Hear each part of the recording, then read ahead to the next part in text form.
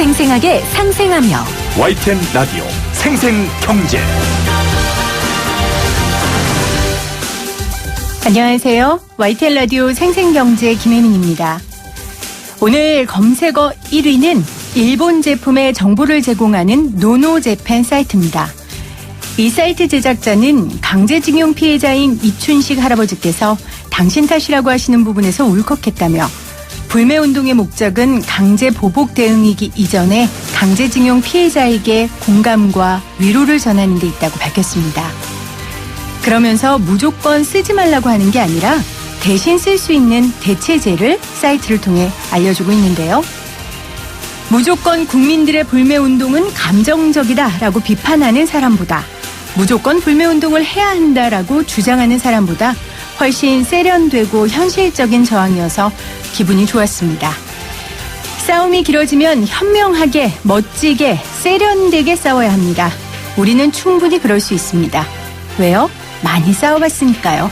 원래 싸움도 해본 사람이 잘합니다. 2019년 7월 18일 YTN 라디오 생생경제 지금 시작합니다.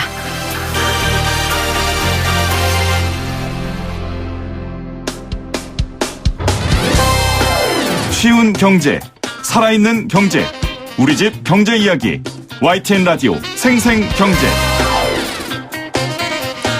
오늘 가장 뜨거운 경제 뉴스를 생생하게 전달해드리는 생생 인터뷰 시간입니다. 그런데 저희가 이 특집 토론을 뒤에 준비하고 있어서요. 오늘 생생 인터뷰는 생략을 하려고 합니다. 그런데 오늘 경제 뉴스가 너무 쏟아져서요. 제가 청취자 여러분들께 짧게 경제 뉴스 정리만 하고 특집 토론으로 넘어가겠습니다. 첫 번째 경제 뉴스입니다. 민주노총은 오늘 서울을 비롯한 전국 주요 지역에서 총파업 대회를 열었습니다. 그리고 탄력근로제 확대 법안 철회를 요구했고요. 최저임금 10,000원 공약 폐기를 규탄했습니다. 김명환 민주노총 위원장은 오늘 서울 여의도 국회 앞에서 열린 수도권 총파업 대회에서 저임금 문제는 사실상의 최저임금 삭감으로 박살났고 장시간 노동 문제는 탄력근로제 확대로 망쳐버리려 한다고 말했습니다. 누가요? 정부가요. 그렇다고 주장했다고 하네요. 두 번째 뉴스입니다. 탄력근로제 확대 방안을 논의하는 국회 환경노동위원회 소위원회가 자유한국당 의원들의 반발로 파행되면서 이번 달 국회 회기안에 6월 국회 회기안의 관련법 처리가 불투명해졌습니다. 국회 환경노동위원회는 오늘 오전 고용노동소위를 열었는데요. 이 자리에 한국노총 또 한국경영자총협회, IT서비스 산업협회 등 관계자들이 모였습니다. 근데 지금 이게 파행된 이유가요. 자유한국당은 민주당이 국방부 장관 해임 건의안 처리를 거부하고 있다고 하고 민주당은 탄력근로제와 국방부 장관의 해임 건의안 처리는 상관이 없다고 서로 지금 다투고 있는 상황이어서요. 오늘 무산됐다고 합니다. 마지막 오늘 경제 뉴스입니다. 여러분 제일 관심 가지실 만한 내용이에요. 한국은행이 오늘 금융통화위원회 회의를 열어 기준금리를 0.25%포인트 인하했습니다. 경제성장률 전망치도 지난 4월 전망치인 2.5%에서 2.2%로 하향 조정했는데요. 여러 대내외적인 이유가 있지만 무엇보다 최근 일본 정부가 핵심 소재 수출 규제를 했기 때문에 아무래도 이번 금리 인하에 좀 영향을 끼친 것으로 보입니다. 자, 오늘 생생경제가 준비한 토론이 바로 일본의 반도체 소재 수출 규제 관련 내용입니다. 지금부터 함께 하시죠.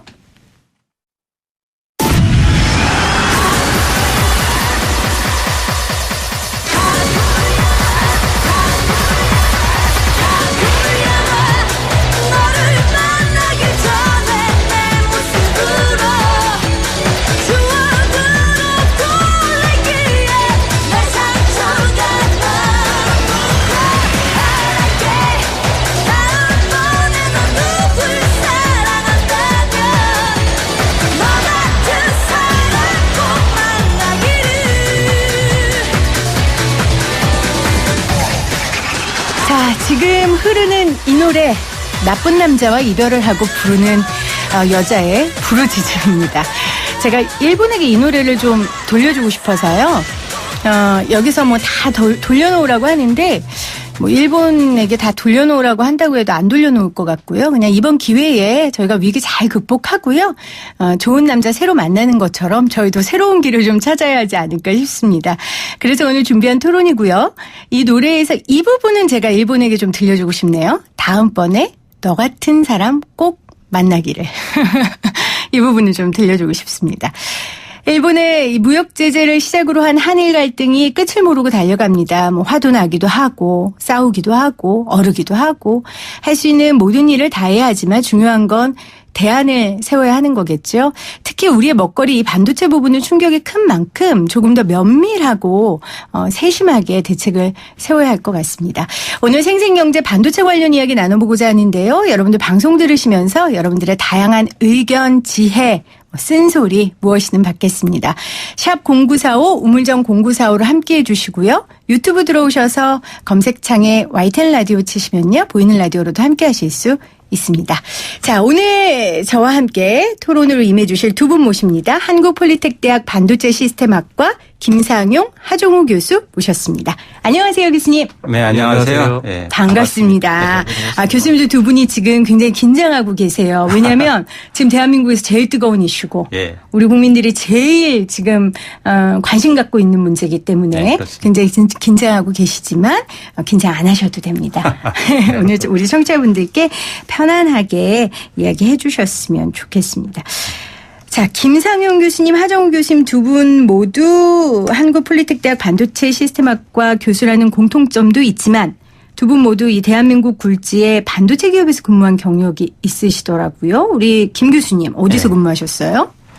저는 그 하닉스 반도체 연구소에서 네. 10년 근무하고 그다음에 이제 안한 반도체 지금은 동부 하이텍으로 변경됐지만 거기서 장비 공정 담당을 하고 이제 후학 양성을 위해서 반도체 학과 교수로 지금 재직하고 있습니다. 하이닉스에서 10년 네. 그리고 동부 하이텍에서 12년 거의 네. 20년을 넘게 반도체 업계에 계셨네요. 예.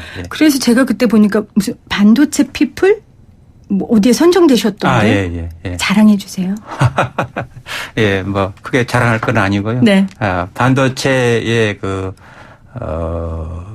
100대 우수 인력으로 뽑혀서 제가 그때 됐었고요. 네. 그 다음에 이제 또 반도체에 대해서 여러 가지 학회를 제가 창립해서 만든 학회가 2개가 있습니다.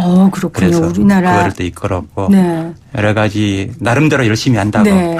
했는데 부족한 것이 많습니다. 자랑할 거 없다고 하시고는 줄줄이 계속 하시네요, 교수님. 네. 정말 우리나라 반도체의 시작부터 그 발전 과정을 보신 분 같으세요. 우리 김상현 교수님이시고요. 그다음에 하정우 교수님 어디서 일하셨어요? 예, 저는 그 삼성전자 반도체 총괄 시스템 LSI 회로 설계 분야에서 네. 2006년부터 2017년도까지 11년 정도 근무를 했습니다. 11년이요. 삼성전자에서 반도체 우리나라 반도체의 최고는 삼성전자잖아요. 아닌가 하이닉스인가요? 삼성전자라고 해도 되죠? 예. 거기서 10년 넘게 일을 하셨고요. 또 어디 다른 데서 일하셨어요? 저는 삼성전자 반도체 총괄에서만 일을 했습니다. 일을 하다가 지금은 폴리텍 대학에서 학생들을 맞습니다. 가르치고 계시고요. 실무 경험이 있는 교수분들이시기 때문에 오늘 다각도로 이야기가 좀 전개될 수 있을 것 같습니다. 교수님 두 분께서 실무에서 일하실 때 느꼈던 것들 그리고 지금 후학을 양성하시면서 반도체 업계에서 생각하는 여러 가지 것들을 좀 허심탄회하게 나눠주셨으면 좋겠습니다.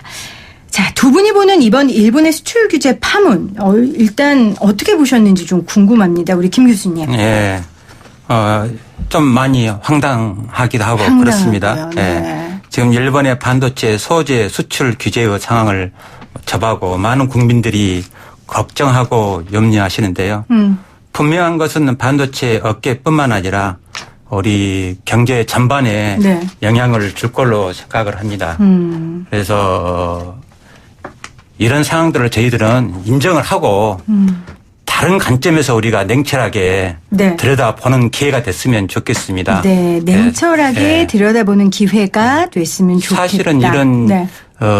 이런 것들이 예전에 예견된 일들이었거든요. 아, 그래서 업계에 계신 분들은요. 예, 이게 됐습니다. 그래서 이것 감정적으로 흥분하기보다는 빠른 속도로 변하는 그 기술 변화에 우리가 미래의 변화를 예견하고 네. 극복하는 기회로 이번에 삼았으면 좋겠다. 이런 생각이 듭니다. 네. 이 싸움이 저도 좀 길어질 것 같아서요. 네. 감정적으로 우리가 흥분하는 것도 중요하지만 네.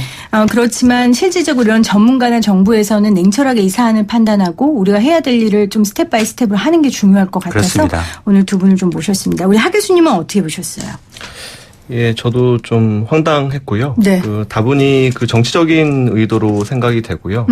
경제적으로 생각했을 때도 한국과 일본 양국뿐만 아니라 전 세계 경제에도 전혀 도움이 되지 않는 결정이라고 생각합니다. 네, 그러게요. 우리가 미중 무역 갈등 때문에 안 그래도 전 세계가 들썩들썩 하는데 네. 거기에다 일본하고 한국과 일본의 이런 갈등이 전 세계 경제에도 전혀 도움을 주지 않는 상황이라는 거 저도 동의합니다. 네. 자, 본격적인 이야기를 하기 전에 그래도 우리가 좀 우리나라 반도체 산업의 구조부터 공부를 했으면 좋겠습니다. 네. 메모리, 비메모리 이 차이가 있잖아요. 우리 네. 김 교수님께서 네. 좀 쉽게 설명해 주시겠어요? 반도체는 크게 이제 두 가지로 말할 수 있는데요. 정보를 저장하는 메모리 반도체하고 네. 그 저장된 정보를 판단하고 인지해서 실행하는 비메모리 반도체로 구분할 수가 있습니다. 네. 네, 메모리 반도체는 우리 전체 시장의 한 25%를 차지하고 있고 또 큰 장치를 사용하는 그런 대규모 장치를 사용하는 그런 반도체라고 생각할 수 있습니다. 그래서 이 메모리 반도체는 가격의 변동이 좀 커서요. 불안 요소가 조금 있습니다. 네. 그리고 소품 다량 생산으로 하는 그런 공정이다 이렇게 생각하고 비메모리 반도체는 이제 시장이 훨씬 더 커요. 이게 네. 75% 정도 되니까요. 그런데 이 비메모리 반도체는 다품 소량 생산으로 부가가치가 꽤 큽니다.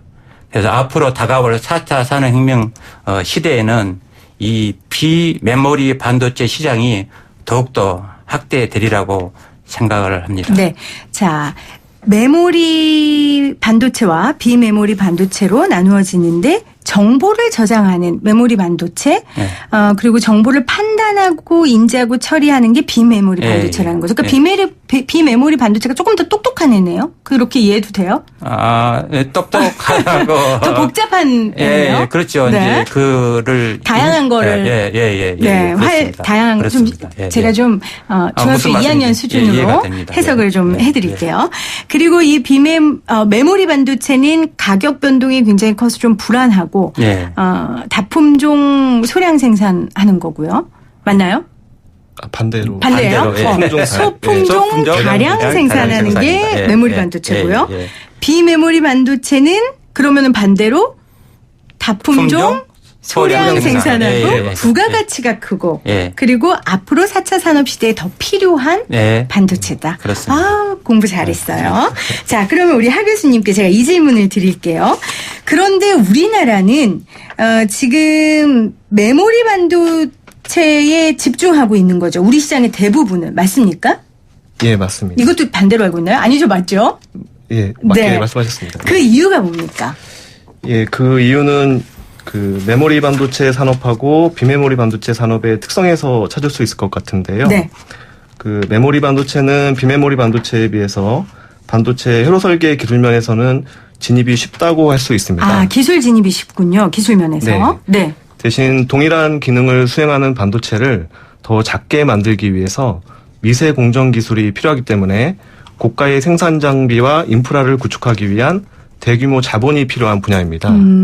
따라서 비메모리 분야보다는 상대적으로 시장 진입이 수월하고 네. 대규모 자본을 투입해서 단기간에 성과를 낼 수 있는 메모리 반도체 분야에 먼저 뛰어들어서 우리나라가 성과를 냈다고 생각하시면 됩니다. 아, 그러니까 메모리 반도체는 기술 진입이 쉽고 하지만 고가의 생산 장비와 인프라를 구축해야 하기 때문에 대규모 자본이 필요하다는 특징이 있는 건데 그래서 두 분이 근무했었던 그 대기업 중심으로 이 산업이 발달한 걸로 우리가 이해하면 될까요?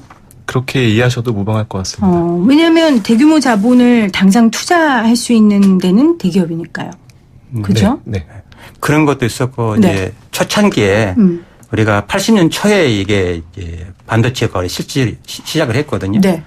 이제 생산 설비 중심인 메모리 반도체는 그때 이제 인력이 좀 많이 필요하는 그런 반도체였어요. 네. 그래서 이제 그 정부적에서도 그런 것들을 좀 원했고. 아, 정부에서도. 예, 예. 그래서 그 환경적으로 메모리를 선택할 수밖에 없었고 비메모리는 이제 한 회사가 이제 하기에는 어려운 많은 회사가 이제 예를 들어서 뭐 팹리스나 또 제조하는 파운드리 업체나 또 그런 가교를 하는 하우스 디자인 하우스나 이런 것들이 협업이 필요하는 그렇군요. 그런 비메모리 반도체여서 이제 그때는 우리가 인프라가 좀 적어서 환경적으로 그래서 이제 처음에 메모리로 시작했던 것이 지금 강국이 됐습니다. 그러니까 우리가 후발주자였기 때문에 그렇죠. 빨리 성과를 내야 예, 되니까 예. 이미 우리는 단단한 대기업이 있었고 네. 자본과 인력이 있는 예, 예, 대기업을 그렇습니다. 통해서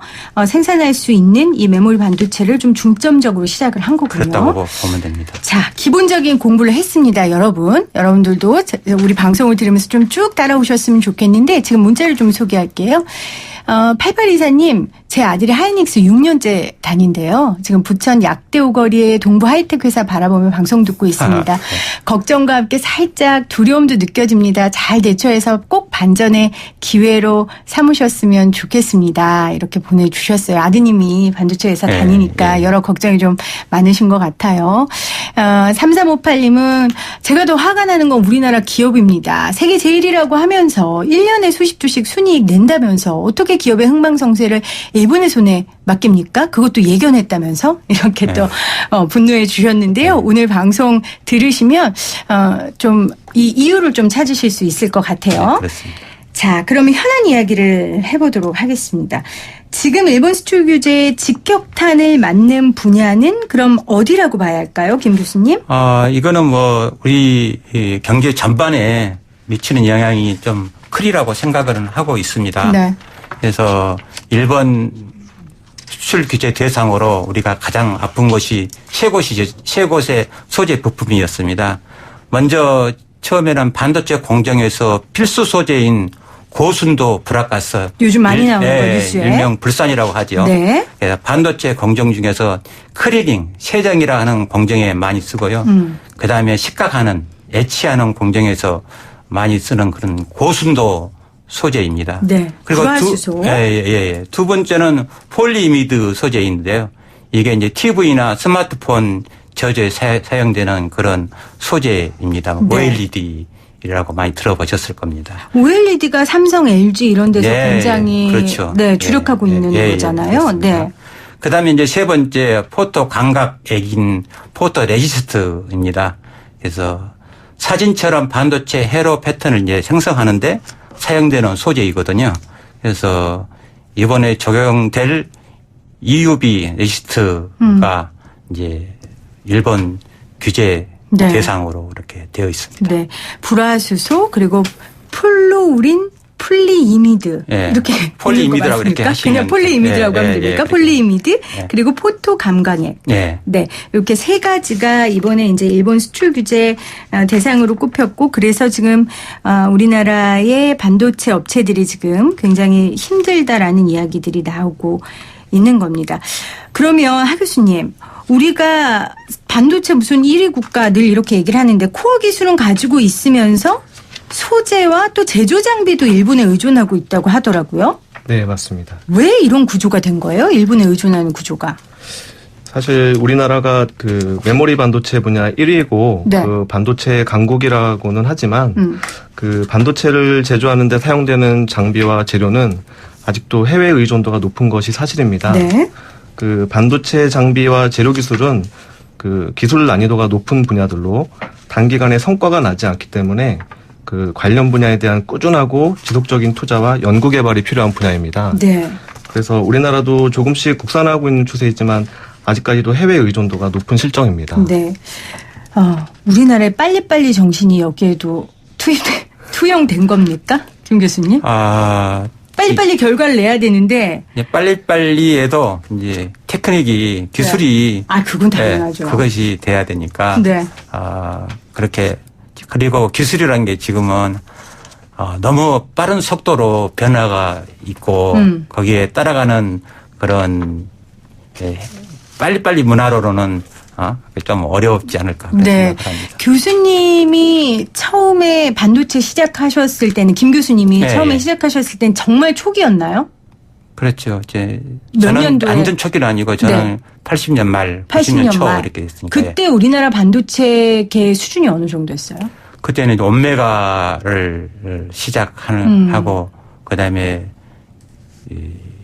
옴메가 탁 시작하는 그런 시기였어요. 80년 말, 90년 초. 우리 하 교수님은 90년 초. 90년 초. 하 교수님은 몇 년도 시작하셨어요? 저는 2000년도 중반부터 시작을 했습니다. 그때 우리의 위상은? 우리의 수준은? 그때는 이제 메모리 분야에서는 이미 세계 1위를 하고 있었고요. 네. 이제 메모리 분야가 아닌 비메모리 분야로 이제 삼성전자 반도체 총괄 쪽에서 선도적으로 이제 투자를 하고 비메모리 분야에서도 어느 정도 조금씩 이제 성과를 내기 시작하던 그런 시기였습니다. 그렇군요. 오늘 현장 경험이 아주 충만하신 우리 하이닉스에서 근무하셨던 김상윤 교수님, 그리고 삼성전자에서 근무하셨던 우리 하정우 교수님, 두 분 다 한국폴리텍대학 반도체학과 교수님이신데요. 그 교수님들과 함께 일본의 반도체 부품 수출 제한에 대한 이야기 나누고 있습니다. 2718님께서 결국 글로벌 1위라 해도 해외 핵심 기술은 해외 의존이었으니 우리는 껍데기만 만들어서 팔고 있는 거네요 라고 말씀해 주셨는데 어떻게 이 말이 맞는 건가요? 그래도 두 분이 반도체업계에 계속 계셨으니까 꼭 그렇다고 말하기에는 안 된다라는 표정이신데요, 김 교수님. 이제 그게 사실은 반도체가 시작이 미국에서 시작했고 또 외국에서 이제 이렇게 시작해 왔기 때문에 네. 이제 그 원자재나 또 장비나 이런 것들은 해외 의존도가 80% 정도 됩니다. 그러니까 상당하게 우리 자립심이 부족한 것은 사실이고 우리가 인정을 해야 돼요. 이제 그런 면에서 시청자분께서 이렇게 말씀하실 수 있다 생각을 하는데 이제 우리가 그거를 극복하는 길이 필요하고요. 이번에 일본 수출 규제도 그런 틈이 우리가 보였기 때문에 또 그런 일이 있지 않은가 그런 생각을 해서 저번 국산화 빨리 해야 되고 다변화 빨리 해서 그런 리스크를 줄이는 것이 우리의 과제라고 생각합니다. 자, 그 이야기를 저희가 이제 2부에서 좀 중점적으로 나눠보도록 하겠습니다. 잠시 광고 듣고 올게요. YTN 라디오 생생경제 오늘 반도체 부품 수출 제한에 대한 이야기 나누고 있는데요. 2부에서는 저희가 대안에 대한 대책에 대한 이야기를 좀 나눠보고자 합니다. 여러분들이 생각하는 대책 있으시면요. 샵 0945 우물정 0945로 문자 보내주시면 저희가 소개하도록 하겠습니다. 그리고요. 지금 청취율 조사 기간입니다. 여러분들 모르는 전화번호 찍히시면 사실 저도 잘 안 받거든요. 여러분 지금은 좀 받아주세요. 받아서 어떤 방송 듣냐고 하면 YTN 라디오 생생경제 듣는다고 답해 주시면 감사하겠습니다. 생생하게 상생하며 YTN 라디오 생생경제는 포스코와 함께합니다. 저는 2부에 다시 올게요. 여러분은 지금 경제를 조금씩 알아가고 있는 김혜민 PD와 함께하고 계십니다. YTN 라디오 생생경제 삼성과 하이닉스에서 반도체 관련 근무를 하신 반도체의 달인 한국폴리텍대학 반도체학과 김상용 교수님 그리고 하정우 교수님과 함께 이야기 나누고 있습니다. 자, 김 교수님. 네. 오늘 박용만 대한상의 회장이 이런 말을 했어요. 국산화한다는 거 성공 보장 없다. 하지만 일본 제품의 공급 안정성이 담보될 때와 그렇지 않을 때의 국내 기업의 대처가 달라질 수 있기 때문에 지금부터 힘들어도 우리가 해야 한다라고 이야기를 했어요. 그렇습니다. 국산화 가능합니까? 할 수 있습니까? 예, 가능합니다. 당장은 이제 아니지만 우리가 숙제에 있죠. 우리가 그래서 국산화하고 다변화를 통해서 어떤 특정 국가의 의존도를 좀 줄여서 외부 영향에 휘둘린 일이 이제 없어야 되겠죠. 네. 지금 기술이 막 집저화되고 미시화될수록 반도체 기술은 고도화되는데요. 이럴수록 이제 독과점이 늘어나고 의존도가 높아지게 되거든요. 그래서 이번 사태도 일본 수출 규제로 반도체 사업이 횡청거리고 나라 경제가 영향을 줄 만큼 파급이 큰데요. 네. 이것이 바로 일본화의 속도를 가야 된다고 봅니다. 그래서 지금 현재 국내 기업에서 이 일본을 대체할 수 있는 물질들을 이미 좀 만들었다라는 얘기가 있던데 맞나요? 네, 그렇습니다. 이제 다양한 것은 아까 제가 말씀드린 것처럼 예견된 문제였기 때문에, 이었기 때문에 네. 내부적으로 이제 소문은 안 냈지만 내부적으로 소문은 왜 안 냈어요? 예. 일본 정치 모여서요? 예, 그거 이제 기업의 비밀도 있을 거고 기업 비밀 때문에 네. 또 정부의 어떤 대외적으로 시장성에 대해서 어떤 뜻이 있었을 겁니다. 네. 그래서 이제 했지만 그렇게 준비를 해서 크게 타격은 많이 없으리라고 생각을 합니다. 그래서 이제 그런 것들은 우리가 준비를 잘했다 생각하고 구체적으로 네. 지금 어느 기업에서 어떻게 대체 물질을 개발했나요? 그거를 업체를 말하기가 조금 그런데요. 네. 이제 솔브레인 회사라고도 있고요. 그다음에 동진 세미캠이라는 회사도 있고. 다 중소기업입니까? 예. 중견기업이라고 볼 수가 있어요. 중견기업이요. 예. 그래서 그런 회사들하고 협력을 해서 지금 소재 업체가 많이 성장을 더 해야 지금도 성장하고 있지만 더 많은 성장하고 정부에서 투자하고 또 대기업에서는 확실한 협력 관계를 이루는 게 중요하다고 생각을 합니다. 자, 중소기업에서 중견기업에서 지금 반도체 소재 같은 것들을 지금 만들고 있다라고 말씀을 하셨는데 안 그래도 오늘 박영선 중기부 장관이 중소기업에서 이 관련된 그러니까 예를 들어 불화수소 같은 걸 만들어도 대기업이 안 사준다라고 박영선 장관이 얘기를 했어요. 그런데 거기에 대해서 이제 SK 최태원 회장은 국내 제작 불화수소 같은 경우는 디테일이 떨어져서 그렇습니다. 이것들을 좀 사용하기는 힘들다라고 했거든요. 자, 하 교수님 이게 현실적으로 가능합니까? 중견기업에서 이런 물질들을 만들면 대기업에서 정말 사서 쓸 수 있는 이런 영화 같은 꿈 같은 일이 실제 가능합니까? 네, 이제 품질이 떨어지니까 안 써준다 이제 이렇게 얘기를 한 것 같은데요. 사실은 제대로 된 방향은 중소기업들이 그런 기술 개발을 할 수 있도록 대기업들이 중소기업들이 개발할 수 있는 환경을 네. 미리 제공을 해주는 게 맞는 것 같습니다. 개발할 수 있도록 대기업이 해준다. 그럼 대기업 출신이시니까 그 환경이 뭡니까? 제공할 수 있는 그러니까 환경이. 이제 반도체를 제작하는 생산 환경은 사실 대기업들이 다 라인을 갖고 있거든요. 그렇죠. 하지만 그 생산 라인에 사용되는 어떤 재료를 납품하기 위해서는 대기업 라인에서 실제로 제품을 적용해서 문제가 없는지를 이제 테스트해보고 평가를 해야 되는데 이제 그런 것들을 이제 할 수 있도록 대기업들이 중소기업의 어떤 환경을 제공을 해주는 게 상당히 중요하다고 생각을 합니다. 그럼 지금은 중견기업에서 소재를 만들면 그 테스트를 어떻게 합니까? 제가 좀 네. 제가 그거 담당을 좀 많이 해주는데요. 네네네. 저희들이 이제 대기업에서 테스트를 해주죠. 대기업에서 해줘요? 적용 네. 하는지 신뢰성 검사도 하고 또 메인 낫에서 그러니까 제품에다가 적용도 해보고 문제가 없으면 씁니다. 그래서 옛날처럼 이제 대기업이 그렇게 안 하는 거 아니고 옛날에는 이제 협력업체가 수준이 기술이 이제 못해서 이제 적용하기가 이제 못해서 그랬는데 지금은 이제 중견 기업체들 또 협력업체들이 아주 기술이 발달해 와 있고 네. 이제 그걸 해서 많은 국산화가 이루어지고 있고 지금도 활발하게 하고 있습니다. 다만 이제 제가 여기서 이제 말씀드리고 싶은 거는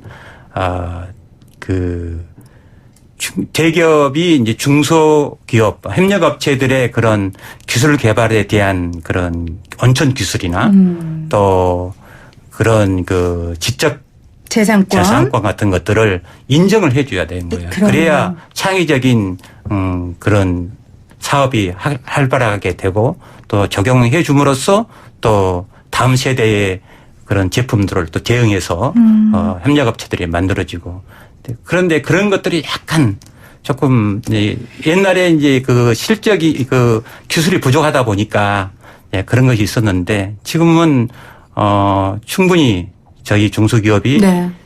따라올 수 있고 가능하다 생각을 하고 네. 지금부터 시작이고 저는 이제 한 가지 이번 일로 우리가 생각을 좀 바꿔야 되고 아마 이런 그 수출 규제가 오히려 우리에게는 보약이고 또 우리에게는 예방주사다 이런 생각을 하게 됩니다. 네. 자, 우리가 국산화 가능한지에 대한 이야기를 나눠봤고요. 또 하나는 일본 말고 조금 다른 나라, 그러니까 수입 다변화에 대한 부분을 좀 얘기해 보겠습니다. 안 그래도 지금 4039님이 대체 물질이 있다는데 그것 좀 교수님들 이야기해 주세요. 이렇게 보내주셨어요. 지금 계속해서 뉴스가 나오고 있어요. 뭐 러시아산을 산다, 뭐 중국 기업 걸 산다 이랬는데, 근데 사실 이 러시아산 받는 게 녹록한 문제는 아니라고 하던데요, 하 교수님? 예, 언론에 보도된 것처럼 그 러시아에서 불화수소를 공급할 수 있다라고는 하는데요. 네. 근데 사실은 그 공급하는 그 제품의 그 고품질의 불화수소를 그 러시아에서는 그 소량으로 이제 제작해서 이제 제공을 한다는 건데, 실제로 그렇게 소량으로 제작하는 것과 실제 제품에 대량으로 양산 적용하는 것은 상당히 그 큰 차이가 있습니다. 네. 그래서 이제 러시아가 공급을 만약에 하더라도 그거를 양산에 실제 적용하기까지는 그 상당히 많은 문제를 해결을 해야 하고 네. 또 시간도 상당히 많이 소요될 것이라고 예상을 합니다.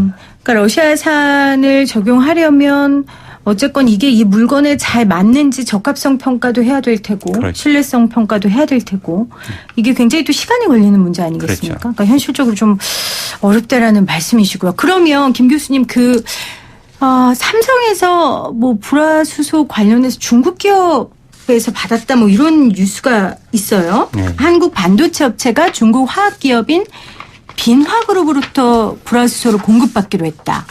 이거는 가능합니까? 뭐 가능하죠. 가능하다고 보는데요. 네. 사실은 그게 이제 불확실합니다. 그래서 어떤 측면에서요? 그런 것들이 이제 소재에 대한 정보가 아직 저희들에게 부족하고요. 또 그것을 지금 적용하기에는 우리도 또 평가 기간 이런 것들이 있기 때문에 당장 적용하기에는 대체하기에는 지금이 어렵다, 현실적으로 어렵다 이렇게 생각하고 장기적으로 아까 말씀드렸던 국산에 좀 집중하고 다변화에 좀 저희들이 집중하는 것이 정답이다 이렇게 생각을 합니다. 정답 맞는데요. 교수님. 지금 당장 급한 불을 꺼야 되는 게 일단 이 불화수소라는 게 오래 저장할 수가 없다면서요. 네, 오래 저장할 수가 없습니다. 그러면 어떻게 해요? 일단 지금 백방으로 뛰어서 긴급 물량을 확보한다 해도 네. 이게 얼마나 유지될 수 있습니까?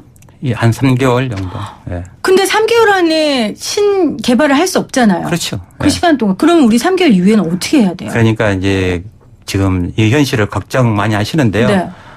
걱정 안 하셔도 돼요. 왜 그러냐면 아까 서두에 제가 말씀드린 것처럼 예견된 일이었고 네. 삼성이나 하이닉스 이 대기업이 네. 그대로 당하지는 않을 겁니다. 그리고 국산화로 준비를 좀 다 되는 걸로 평가까지 다 되는 걸로 지금 알려져 있고요.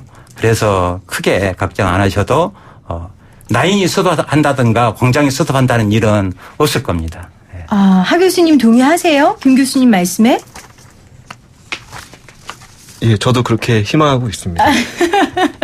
지금 하 교수님은 희망하고 있다 그러고 네. 김 교수님은 걱정하지 말라 그러고 그건 온도 차이가 굉장히 있는 일인데 근데 저도 지금 기사 하나를 제가 좀 받아왔는데 그러니까 지금 우리 김 교수님이 말한 것처럼 사실은 국내 반도체 업계나 대기업에서 이런 일이 있을 거라고 예견을 했고 나름대로 비밀리에 좀 대안들을 마련했다. 그런데 일본 정부를 의식한 극비 작전을 펼치고 있는 거다라는 얘기를 하고 있는데 그럼 그게 맞는 얘기네요. 김 교수님 말씀인 대로 하면. 그러니까 여기서 다 말할 수는 없지만 네. 맞습니다. 그렇게 방송 끝나면 저한테만 말씀해주세요. 걱정하지 마시고요. 네, 걱정하지 말라고 하시네요. 네, 우리 그 반도체 장인으로 인정받은 김 교수님께서 그렇게 말씀하시고 계시고 또 하 교수님도 그렇게 희망하고 있다라고 말씀을 하시니까요. 좀 저희도 믿어봐야죠. 그렇죠? 지금 저희들이 할 수 있는 게 없으니까요. 좀 믿어보도록 하겠습니다. 자, 그러면은 우리 앞으로 먹거리 이야기를 조금 나눠보도록 할게요. 비메모리 산업을 정부에서 좀 더 육성하겠다. 지금까지는 우리가 메모리 산업을 육성했는데 이 움직임은 하 교수님 어떻게 평가하세요? 바른 방향이라고 생각하십니까? 예, 바른 방향이 맞고요. 네. 일단은 저희 메모리 분야에서는 우리나라가 이미 예전부터 전 세계 1등을 하고 있으니까 네. 예, 그 1등을 확고히 이제 고수하면서 이제 아직 그 선점하지 못한 그 네. 비메모리 산업 쪽으로 이제 투자를 하고 육성하는 게 예, 올바른 방향이라고 생각을 합니다. 자, 아까 전에 비메모리는 한 업체가 할 수 없다고 하셨어요. 그렇죠? 여러 업체들이 함께 힘을 합쳐야 되는 거라고 하셨는데 그러면 대기업과 중소기업이 좀 함께 상생할 수 있는 일들이 좀 많이 일어나겠네요, 김 교수님? 어떻게 그렇죠. 생각하세요?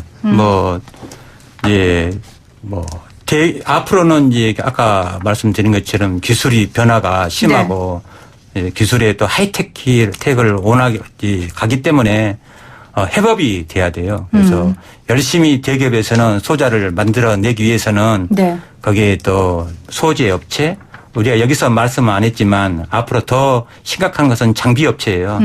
장비 업체 반도체는 손으로 제조한 거 아니잖아요. 그렇죠. 장비가 하느냐 마느냐 중요합니다. 그래서 장치 산업이라고 반도체를 이야기하는데 네. 그것도 더 심각한 문제예요. 그래서 그런 문제들을 대응을 우리가 빨리 해야 된다고 생각을 하고 있습니다. 네.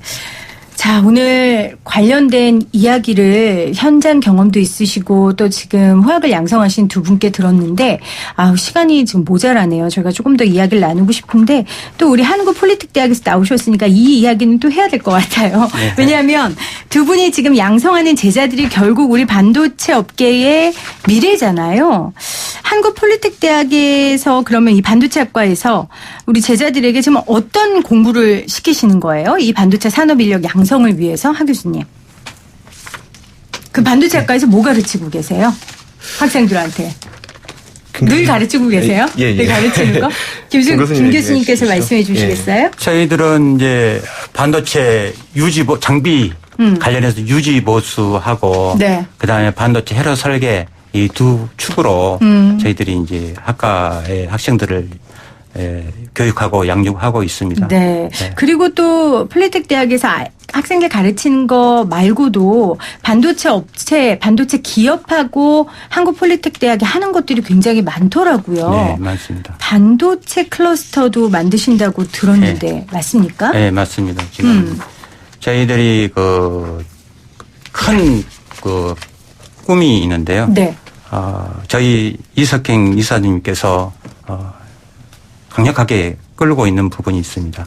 그래서 반도체 클러스터를 만드는데 경기 지역에 우리 캠퍼스, 반도체 하는 캠퍼스가 있고요. 네. 충청 지역에 있는 반도체 캠퍼스가 있습니다. 그래서 경기 지역에는 안성, 성남 캠퍼스가 있고 충청 지역에는 청주하고 아산 네. 그런 캠퍼스가 있습니다. 그래서 이런 반도체 클러스터를 조성해서 저희들이 이제 반도체 설계, 제조, 또 장비 운영 이런 전문 인력을 만들려고 하고 있고요. 네. 이 안성 캠퍼스가 이제 내년에 특화 캠퍼스로 전환이 되면 이제 한국폴텍대학교의 반도체 컨트롤 타워의 역할을 할 것이고요. 네. 저희 청주 캠퍼스는 반도체 장비 유지 보수와 설계, 아산은 반도체 후공정과 디스플레이, 다 성남은 분업화됐군요. 반도체 소자, 네. 측정 그렇게 하고 그렇게 양성을 할 겁니다. 그래서 정부가 이제 앞으로 4차 산업 시대에 반도체 인원이 대단히 많이 필요한데 한 7,000명 연간 필요하다고 네. 하는데 저희들이 3,000명 인재를 양성하는 그런 야무진 그런 플랜을 가지고 네. 있습니다. 이번 기회 때문에 반도체 학과나 반도체 업계에 있는 분들이 지는 해가 아니라 오늘 오히려 뜨는 해가 됐으면 좋겠습니다. 그렇습니다. 아마 네. 그 일을 정부와 또 학교와 기업이 함께하는 그런 좋은 모델을 한국폴리텍대학이 만들어 갈 수 있을 거라고 생각합니다. 네. 지금 문자로 교수님 좀 마음이 놓입니다라고 8824님이 문자 보내주셨어요. 예. 아마 걱정하지 말라고. 방송한 보람이 있습니다. 네, 보람이 네. 있습니다. 네. 오늘 함께해 주신 두 분 다시 한번 감사드립니다. 고맙습니다. 예, 감사합니다. 감사합니다. 예, 안녕히 계세요.